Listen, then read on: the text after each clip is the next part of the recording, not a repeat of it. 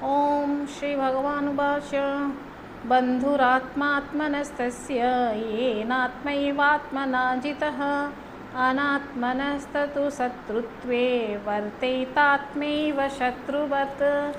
अनुवाद कुछ इस प्रकार से है, जिस जीवात्मा द्वारा मन और इंद्रियों सहित शरीर जीता हुआ है उस जीवात्मा का तो वह आप ही मित्र है, और जिसके द्वारा मन तथा इंद्रियों सहित शरीर नहीं जीता गया है उसके लिए वो आपको शत्रु के रूप में बताता है।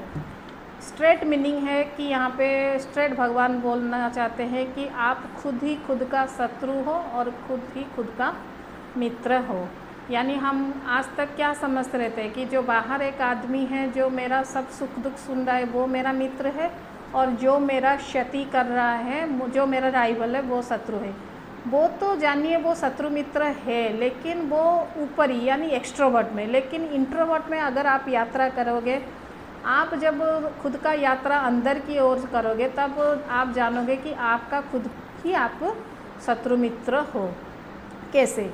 जैसे हमें पता है कि जो समुद्र है वो बाहर उसका लहर वो अशांत है तो वो अस्थिर है, लेकिन आप जैसे उसके अंदर जाते रहोगे तभी आप देखोगे कि समुद्र कितना स्थिर है। वैसे ही हम जितना एक्सट्रोवर्ट रहेंगे हमारा मन अशांत रहेगा, लेकिन जितना हम यात्रा खुद ब खुद अपने अंदर झांकेंगे तो हम स्थिर ही पाएंगे। इसलिए भगवान इस चैप्टर का नाम आत्म संयोग योग रखा, क्योंकि क्या वो संयम करने के लिए बता रहे हैं कि मन को, बुद्धि को और क्रिया शक्ति को जब स्थिर करोगे तभी जाके तुम्हें समझ में आएगा तुम ही खुद का मित्र हो।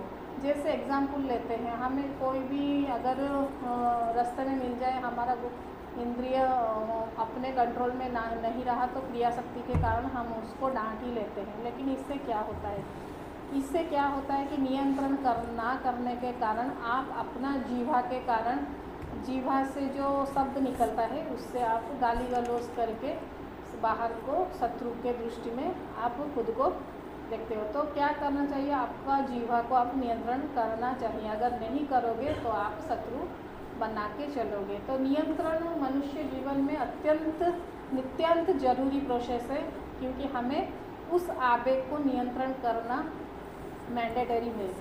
जैसे अगर बोलते हैं ना कि जो साधु संत हम देखते हैं वो कम से कम बोलते हैं, क्योंकि कम क्यों बोलना चाहिए? जितना कम बोलोगे समस्या का निर्माण आप नहीं करोगे, जितना अधिक बोलोगे तो आपका जीवन ज़्यादातर समस्या युक्त हो जाएगा, दूसरों के लिए भी हो जाएगा, और उसी के दौरान आप उस समस्या को हल करते करते आपका सारा जीवन व्यर्थ हो जाएगा। तो एक नियंत्रण के कारण, एक इंद्रिय को आप लगाम देने के कारण आपका जो जीवन है वो एकदम गंतव्य स्तर तक पहुंच सकता है। जैसे कृष्ण सारथी बन के जैसे महाभारत में अर्जुन जी को अपने युद्ध के गंतव्य स्थल में पहुंचाया, वैसे ही आपका जो इंद्रिय रूपी घोड़ा है, अगर आप संयम का लगाम लगा के उस बुद्धि को प्रभु के चरणों में यानी कृष्ण जी को सारथी बना लोगे तो आपका जो ये जीवन रथ है वो निश्चित ही एक गंतव्य स्थल में जाके